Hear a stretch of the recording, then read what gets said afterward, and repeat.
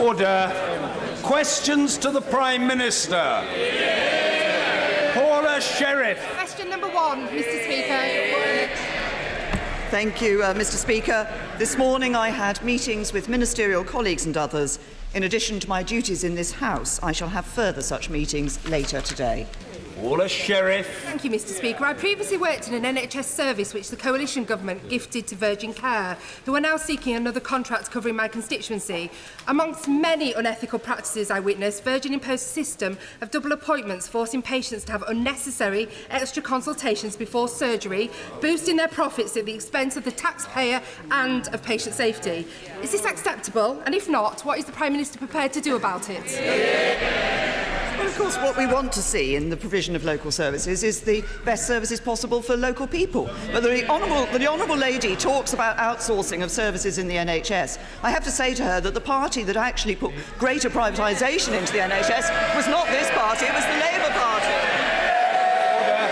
Order. Question 2, closed question, Mr. Michael Fabricant.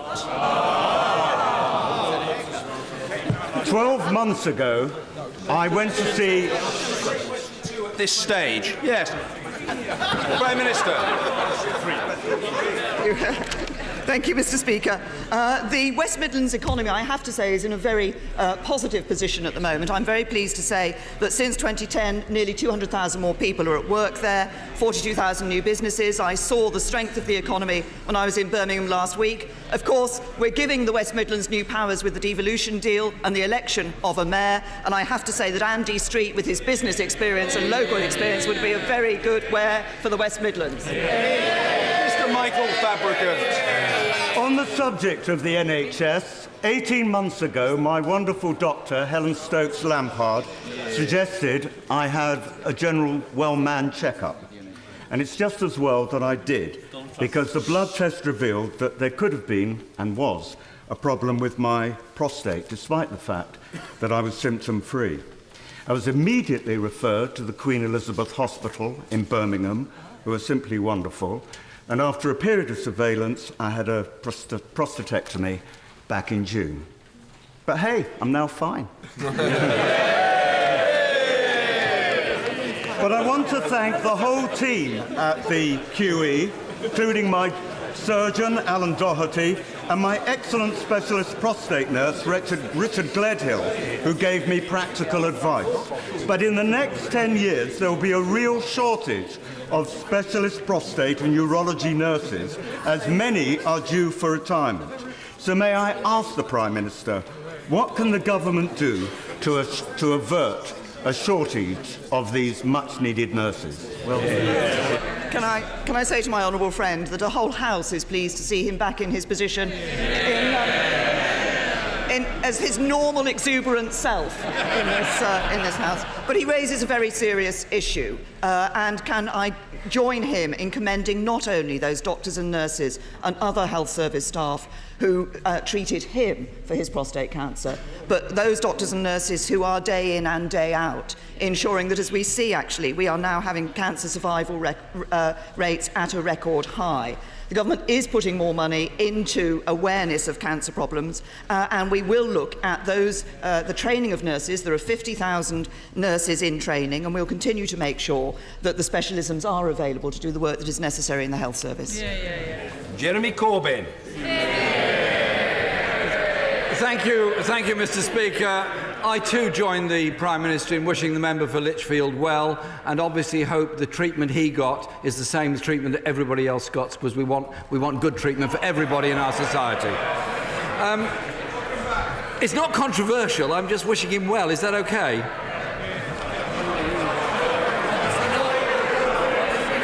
Sorry to start on such a controversial note, Mr. Speaker. I do apologise.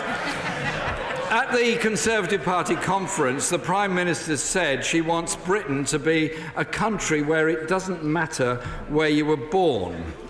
But the Home Secretary's flagship announcement was to name and shame companies that employ foreign workers. Could the Prime Minister explain why where someone was born clearly does matter to members of her cabinet? First of all, can I say to the right honourable gentleman, congratulations on winning the Labour leadership election.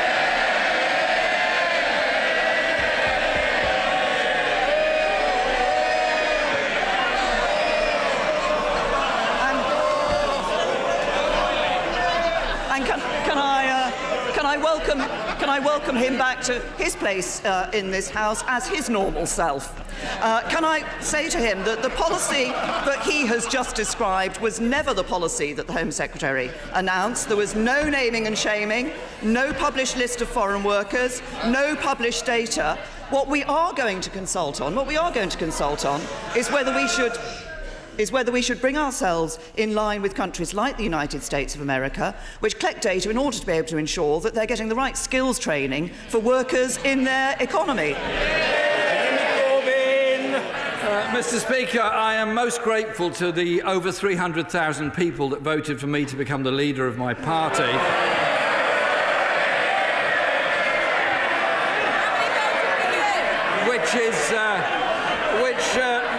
Mr. Speaker, is rather more than voted for her to become leader of her party. She seems to be slightly unaware of what's going on. First, the Home Secretary. First, Mr. Speaker, the Home Secretary briefed that companies would be named and shamed. The Education Secretary clarified that data would only be kept by government. And yesterday, Number 10 said it was for consultation. And the Home Secretary clarified the whole matter by saying it's one of the tools we're going to use. This government has no answers, Mr. Speaker, just gimmicks and scapegoats. Yesterday, we learnt that pregnant women will be forced to hand over their passports at NHS hospitals, no ultrasound without photographic ID, heavily pregnant women sent home on icy roads to get a passport. Are these really the actions of a country where it doesn't matter where you were born? Minister. Well, I've made absolutely clear about the policy that the Home Secretary set out. But I'd just say to the right honourable gentleman, he raises issues around the health service. I think it is right that we should say that we ensure that when we're providing health services to people, that they are free at the point of delivery, that they are eligible to have those services. That where there are people in this country who come to this country to use our health service and who should be paying for it, that the health service actually identifies those people and makes sure that it gets the money from them. I would have thought that would be an uncontroversial view. Of course, emergency care will be provided when necessary, absolutely without those questions. But what is important is that we ensure where people should be paying because they don't have the right to access to free care in the health service, they do. Jeremy Corbyn. Some of her colleagues on the Leave side, Mr. Speaker, promised us £350 million a week extra for the NHS.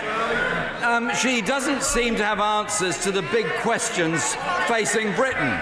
On Monday, the Secretary for Brexit, when questioned about the government's approach to the single market access, replied, "We need hard data about the size of the problem in terms of both money and jobs." It would have been much easier if he'd simply asked his colleague, the Chancellor of the Exchequer, because he would have been able to tell him that the Treasury forecast is a £66 billion loss to the economy, 7.5% of the GDP.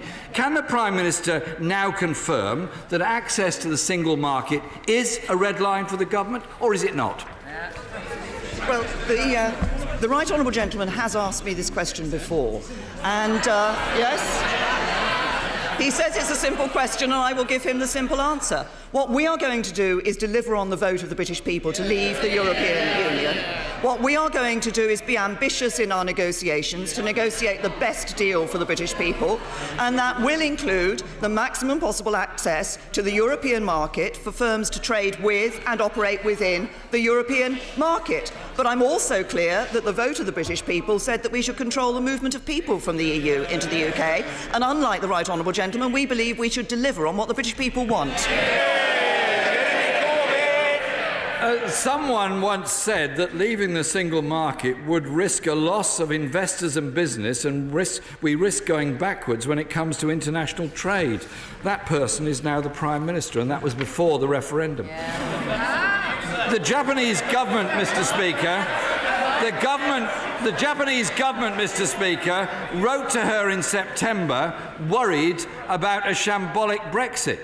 Many Japanese companies are major investors in Britain, such as Nissan in Sunderland, which has already halted its investment. 140,000 people in Britain work for Japanese-owned companies. They've made it clear that those jobs and investment depends on single market access.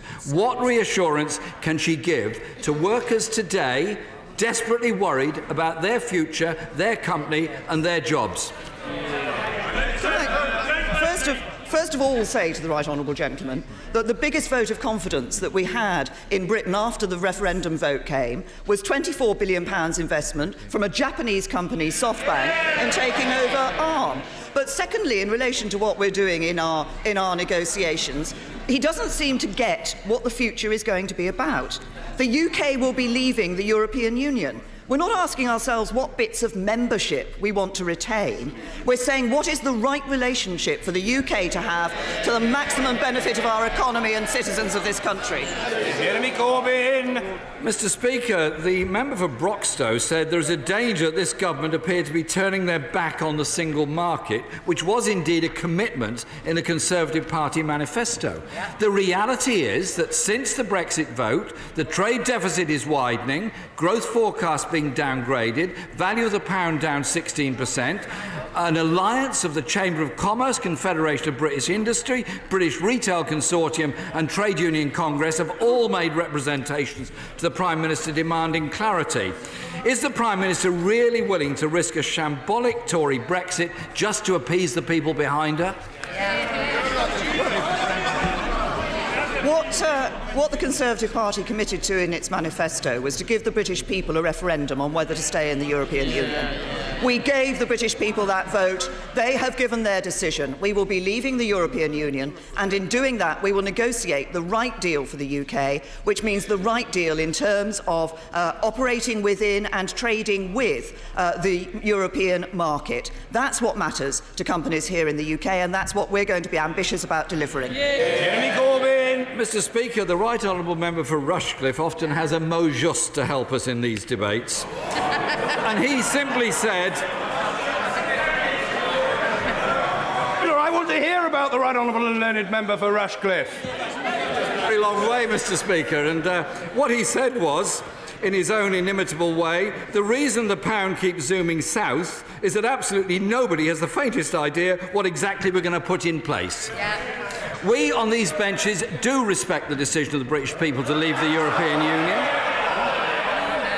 But this is a government that drew up no plans for Brexit, that now has no strategy for negotiating Brexit, and offers no clarity, no transparency, and no chance of scrutiny of the process for developing a strategy. The jobs and incomes of millions of our people are at stake. The pound is plummeting, business is worrying, and the government has no answers. The Prime Minister says she won't give a running commentary. But isn't it time the government stopped running away from the looming threat to jobs and businesses in this country and the living standards of millions of people? Unlike the Right Honourable Gentleman, I'm optimistic about the prospects of this country once we leave the European Union. I'm optimistic about the trade deals that other countries now actively are coming to us to say that they want to do with the United Kingdom. And I'm optimistic about how we will be able to ensure that our economy grows outside of the European Union. But I have to say to the Right Honourable Gentleman on this issue, Labour didn't want a referendum on this issue. We gave them, the Conservatives gave them a referendum. Labour didn't like the result. We are listening to the British people and delivering on that result. And now the Shadow Foreign Secretary is shouting from a sedentary position. The Shadow Foreign Secretary wants a second vote. I have to say to her, I would have thought that Labour MPs would have learnt this lesson. You can ask the same question again, you still get the answer you don't want.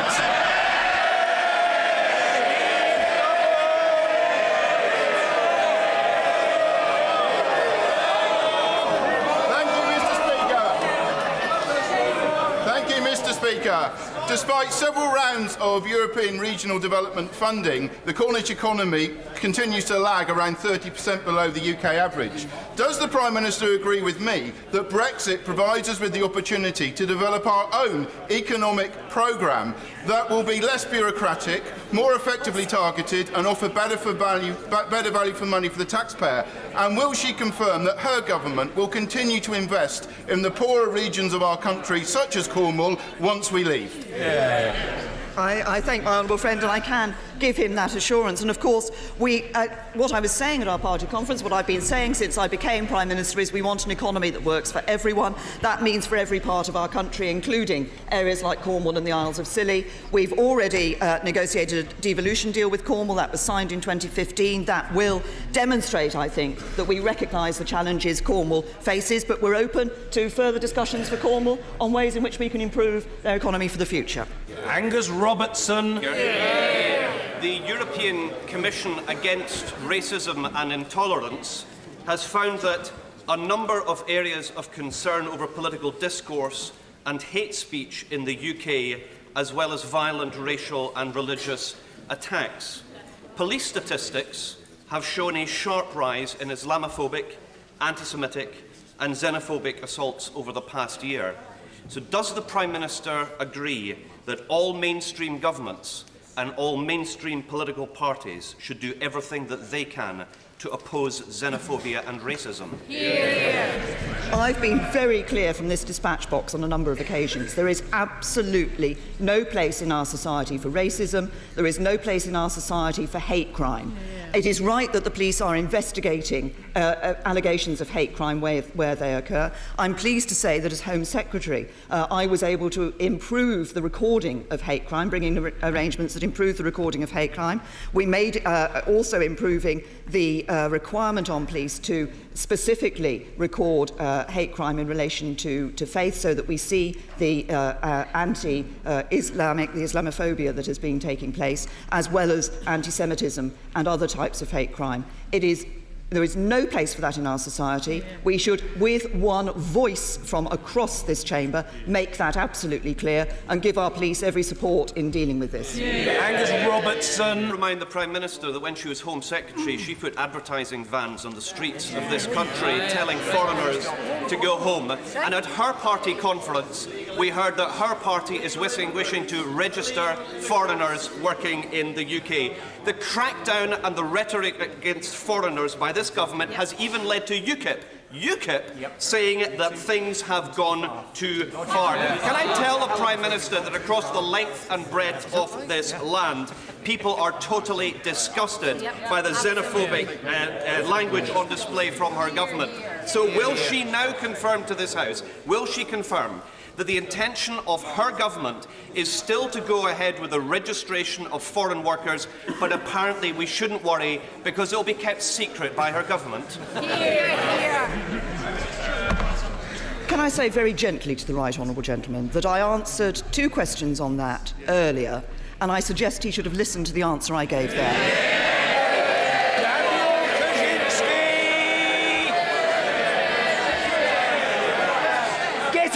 Mr. Kaczynski, your moment has arrived.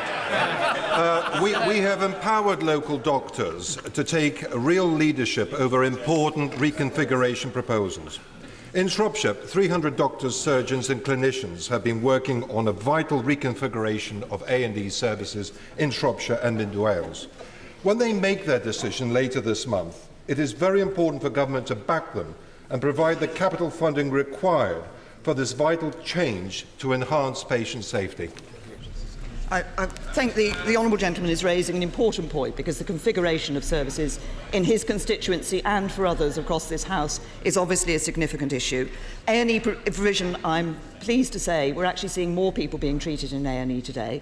We will, of course, look at the proposals that come. The point about the way this is being done is it's for local people to be able to have their voice heard and for decisions to be taken that reflect the needs in a particular local area. We all want to see A&E services. They're a vital service, and I would just like to pay tribute to all those who work in A&E hospitals across the country. Meg Hillier. Mr. Speaker, the Public Accounts Committee and the Controller and Auditor General have both warned that the NHS budget is not sustainable. When is her government going to wake up to the reality of growing demand and avoid the political rhetoric and set a sustainable NHS budget for this year and for the future? The government took a very simple approach to this. We asked the NHS themselves to propose their 5-year plan for the NHS. We asked them how much money they required. They said 8 billion. We're giving them 10 billion, more than the NHS said. Funding in the NHS is at record levels. The only place where funding in the money for the NHS is being cut is under a Labour administration in Wales. David Burrows. A young man with Asperger's syndrome awaits extradition to the United States facing charges of computer hacking and is then likely to kill himself. It sounds familiar. He's not, of course, Gary McKinnon, who was saved by the Prime Minister, but Larry Love, who faces, in effect, a death sentence. So when the Prime Minister introduced the Forum Bar to, in her words, provide greater safeguards for individuals, surely she expected it to protect the vulnerable, like Gary McKinnon, like Larry Love. The honourable gentleman, my honourable friend, obviously campaigned long and hard for Gary McKinnon, and obviously I took that decision because at that time it was a decision for the Home Secretary to decide whether there was a human rights case for an individual not to be extradited. We subsequently changed the legal position on that, so this is now a matter for the courts. There are certain parameters that the courts look at in terms of the extradition decision, and that is then passed to the Home Secretary, but it is for the courts to determine the human rights aspects of any case that comes forward. It was right, I think, to introduce the Forum Bar to make sure that there was that challenge for cases here in the United Kingdom as to whether they should be held here in the United Kingdom. But the legal process is very clear, and the Home Secretary is part of that legal process. Lennon Coker. What does the Prime Minister say to British steelworkers who've lost their jobs or whose jobs are threatened, given the news that French steel is to be used for the new replacement Trident submarines? Is that what she means by being a party of the workers? Well, I have to say to the right honourable gentleman that we recognise the concerns of British steelworkers. That is why the government has been, under my predecessor, and is continuing to work to ensure that we can do what we can to promote and encourage and retain a steel industry here in the United Kingdom. A number of measures have been taken. If he was in the chamber earlier, he'll have heard my honourable friend setting those out in Scottish Questions. Mr. Philip Holloway. Doctors and nurses at Kettering General Hospital are treating a record number of patients with increasingly world-class treatments. Yet, despite being located in an area of rapid population and housing growth, due to an historic anomaly, the local clinical commissioning groups are amongst the most relatively underfunded in the whole country. What can my right honourable friend, the Prime Minister, do to help address the situation?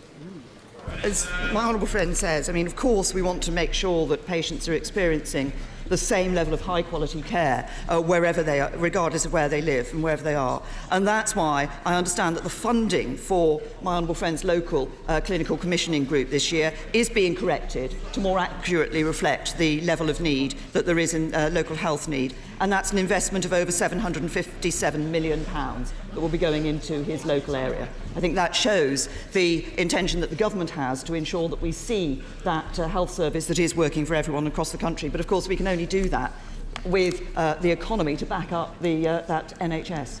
Dr. Alistair MacDonald. Thank you very much, Mr. Speaker.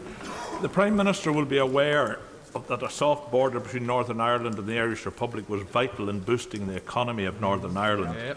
Does the Prime Minister understand the confusion that is set in and that many of us feel on going forward? On the one hand, the government defines the intention to tightly control free movement of people and labour, yet on the other hand assuring us that that border between Northern Ireland and the Republic will continue to be open. Does the Prime Minister see the contradiction for many of those who are directly affected and whose jobs are affected in that? Well, I have been clear, the Secretary of State for Northern Ireland has been clear, the Taoiseach has also said that on both sides of the border. We don't want to see a return to the borders of the past. I think it's worth reminding the House that actually the Common Travel Area has been in place since the 1920s. So it was there well before we were both members of the European Union. We are working together with the Government of the Republic, and obviously I've had discussions on this with the First Minister and the Deputy First Minister in Northern Ireland. We want to ensure, as I say, that we don't see a return to the borders of the past. Andrew Stevenson. Thank you, Mr. Speaker. Thanks to the government's growth deal, the £32 million transformation of Briarfield Mill in my constituency gets underway this week, giving a new lease of life to the largest redundant mill complex in Lancashire. Can I thank the Prime Minister for her support and commend Pendle's other bids in the latest round of the growth deal as a great way to build a country that works for everyone? Can I commend my honourable friend on taking his opportunity to support the bids that have been put from Pendle. He's absolutely right that the money that has been put in has enabled this growth like Briarfield Mill to be unlocked as local projects. We've seen £250 million committed to the Lancashire Local Enterprise Partnership, £2.8 billion to the Northern Powerhouse through the Local Growth Fund, and the latest round of funding is worth up to £1.8 billion, with good bids coming in from the local LEPs. So we're assessing the proposals, including those from Pendle, and they will be looked at with the seriousness which my honourable friend would expect. Liz Saville-Roberts. Diolch yn fawr iawn, Lefarydd. This is the first Christmas Hayley Aldirmas of Pwllheli won't see her husband Hassan. They've been together for 10 years and married for over 4 with 2 young children. It's evident they're in a long-term relationship, but Hayley's Turkish husband was refused a spouse visa in 2012 because she earns less than the Home Office threshold of £18,600. Indeed, half the full-time workers of Dwyfor Meirionnydd earned only £293 a week, or less, last year. And this, I might say, compares with the Prime Minister's own constituency, where the median salary was £571, almost £30,000 a year. Can the Prime Minister explain why living in Dwyfor Meirionnydd means Hayley has less chance of a family life, a proper family life? And would she please help unite the family this Christmas?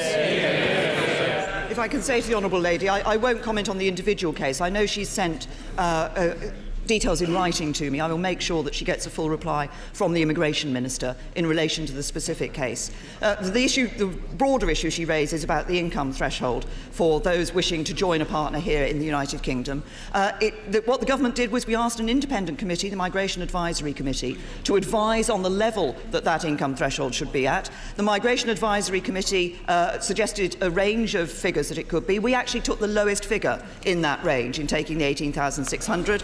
They recommended that because it's the level at which a British family generally ceases to be able to access income-related benefits and to be able to support themselves and integrate into society. And we believe it's important that people coming here are able to support themselves. James Cartledge. Thank you, Mr. Speaker. My constituents were delighted to learn this week that Gainsborough's House, which is a unique museum and art gallery based in the very building where Gainsborough was born in Sudbury, is to receive almost £5 million of National Lottery funding to become a national cultural attraction. Will my right honourable friend join me in congratulating Director Mark Bills and his team on their success? And does she agree with me that if in Suffolk we are bold and positive and we go for devolution, that we can look forward to much more of this sort of transformative investment in the years to come? Can I join my honourable friend in commending all those who've been involved in the bid at Gainsborough House, and the future. Many people will enjoy visiting Gainsborough House in the future as a result of the work that's going to be able to be done. I know the importance of the Heritage Lottery Fund. It supported the excellent Stanley Spencer Gallery in my own constituency, so I've seen the impact that it can have. He's absolutely right. The point about the devolution deals is people coming together with that ambition for their local area can generate that sort of transformative investment that he is talking about, and of course Suffolk is looking at the sort of deal that they might wish to have locally. Ben Bradshaw. With Russian and Assad regime warplanes bombing civilians in Aleppo at an unprecedented rate, will she join France in calling for those responsible for these war crimes to be referred to the International Criminal Court? And will she re-examine with allies the feasibility of a no-fly zone to protect the Syrian people before it is too late? Well, we're very clear that It's for the courts to decide where war crime has been committed. We co-sponsored, it was May 2014, when we co-sponsored a UN Security Council resolution to refer those responsible for war crimes and crimes against humanity in Syria, regardless of affiliation to the International Criminal Court. Of course, that was vetoed by Russia and China. On the issue of a no-fly zone, this is an issue that has been addressed. People have looked at this a number of years. The scenes we see of the indiscriminate slaughter of innocent civilians are absolutely appalling. We want to see an end to that. But there are many questions about a no-fly zone. Actually, who is it there to protect? Would it lead to Assad bombing people in the expectation that they would then move to that zone? How would you actually enforce a safe area there? Who would do that enforcement? There are many questions that need to be looked at in those sorts of issues. What we all know is that the only real solution for peace and stability in Syria is a political transition. And it's time Russia accepted that the future of Syria is a political transition to a stable Syria free of Assad. Fiona Bruce. Mr. Speaker. At Middlewich High School in my constituency, the most vulnerable pupils and their families are impressively supported, pursuant to the school's motto of achievement for all. Will the Prime Minister confirm that under her plans for education, and in a country which works for everyone, parents can be assured that there will be the right school place for their child, whatever their ability? Well, I thank my honourable friend and for the example that she has shown of the work that is taking place in her constituency. The whole aim of the government's education policy is to increase the number of good school places, so parents can have the confidence that their child will have a good school place and they will have the school place that is right for them. That's why we want to see universities more involved in schools, we want to see more faith schools being opened up, we want to see the independent sector helping the state sector where that is sensible and their expertise can help. And yes, we do want to lift the ban, which currently says that one type of good new school cannot be opened. It's illegal to open a new good school that is a selective school. We want to remove that ban so that pupils of all abilities get the opportunity. Tim Farron. Thank you, Mr. Speaker. The Prime Minister appears to have made a choice, and that choice is to side with the protectionists and nationalists who have taken over her party as surely as Momentum has taken over the Labour Party. She has chosen a hard Brexit. She has chosen a hard Brexit that was never on anybody's ballot paper, and she has chosen to turn her back on British business in the process. As a result, petrol prices and food retailers have warned of huge price rises at the pumps and on the supermarket shelves in the coming days. So when will she put the interests of hard-working British people ahead of an extremist protectionism that absolutely nobody voted for? The Right Honourable Gentleman asks about who we're siding with. I'll tell him who this government is siding with. We're siding with the British people who voted to leave the European Union, and it's high time the Right Honourable Gentleman listened to the vote of the British people and accepted that's exactly what we're going to do. Victoria Prentick. Does the Prime Minister share my sadness that the majority of Banbury's babies cannot currently be delivered, as I was, in the Horton General Hospital? And will she join with me in putting any influence and any pressure we can on the Trust to encourage them to recruit the obstetricians we need to reopen our much-valued unit?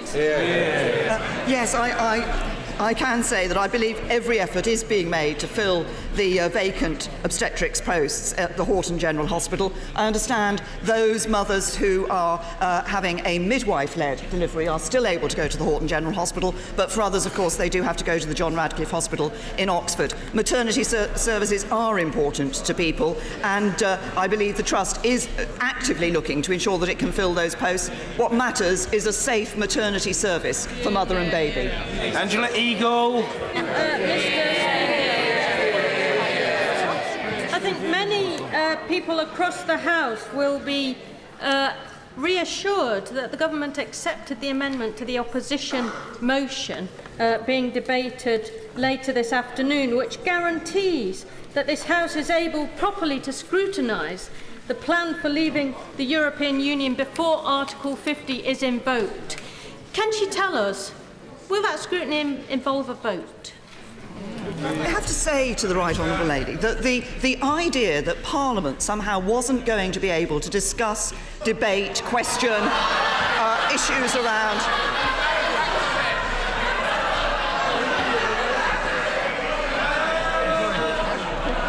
was frankly completely wrong. Let me give her some examples. First of all, the Secretary of State for exiting the European Union has already made 2 statements in this House. I believe 4 hours of questions followed from those. A new select committee has been set up, which crucially includes representatives from all parts of the United Kingdom, which will be looking at these issues. And only just over a week ago, I announced that there will be a great repeal bill in the next session of Parliament to repeal the European Communities Act. So Parliament's going to have every opportunity to debate this issue. Will Quince. Thank you, Mr. Speaker. Every year in the UK, 3,500 babies are stillborn. And I commend the government for setting the target of a 20% reduction by the end of this Parliament and a 50% reduction by 2030. But in this Baby Loss Awareness Week, will the Prime Minister agree with me that we must do all we can to provide the best quality bereavement care for those parents that sadly lose a baby? Well, I say to my honourable friend that I think he is absolutely right in this. I'm pleased to say that the Health Secretary will be attending the Baby Loss Awareness Week reception, which will be held in Parliament immediately after PMQs today, and I would encourage other members to attend it as well.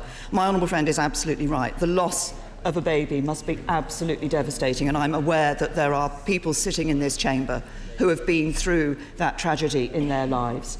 What is absolutely essential is that the best possible bereavement care can be given to parents at that very, very vulnerable and tragic moment in their lives. And that's why we have been putting money into we've introduced dedicated bereavement rooms at 40 hospitals, and we're actually investing more in improving birthing facilities as well, because that's an important part. But that care and counsel for people who have lost a baby is essential, and I think we all accept that. Derek Creasy. Thank you, Mr. Speaker.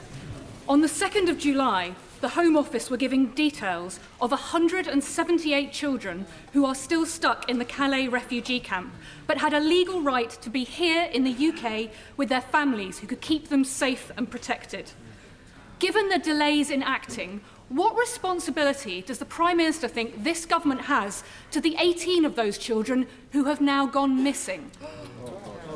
I say to the honourable lady, far from not acting, actually the government has been working with the French government in relation to those who are in the camps. We have put extra resource into speeding up the process of dealing with the claims that are there for unaccompanied children who are in the camps, and we have seen that process faster, it's quicker, and more children coming as a result of that. This is alongside all the other work that we are doing in relation to refugees and to unaccompanied minors. And of course, crucially as well, working to ensure that we deal with the traffickers and the smugglers who are often in those camps and who we need to make sure don't have access to children for the future. But we've speeded up the process and more children are coming here as a result of that. Joe Churchill. Thank you, Mr. Speaker. Tomorrow is Secondary Breast Cancer Day.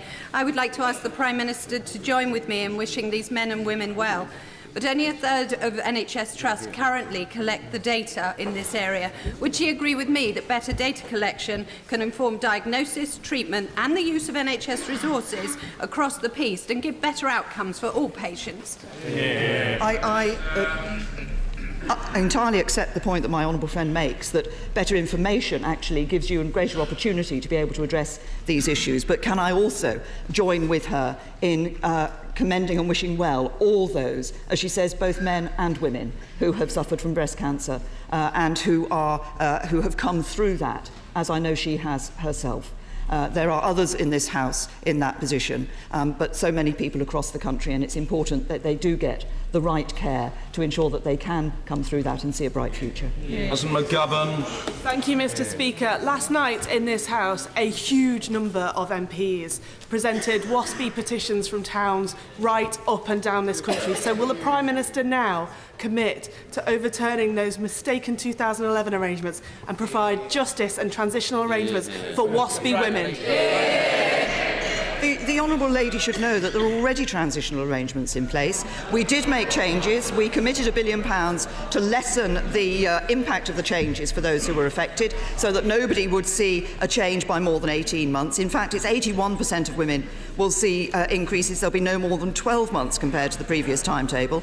The DWP did, after the changes in 2011, inform people of the change to the state pension age. And of course, as we look forward, actually women will gain from the new pension arrangements that are being put in place. It's been a long-standing issue about women's pensions, and women will see better pension arrangements for them in the future because of the changes the government has brought in.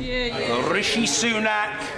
Mr. Speaker, I gather the Prime Minister gave Chancellor Merkel a gift of Wainwright's Coast to Coast book outlining this fabulous walk running through my constituency.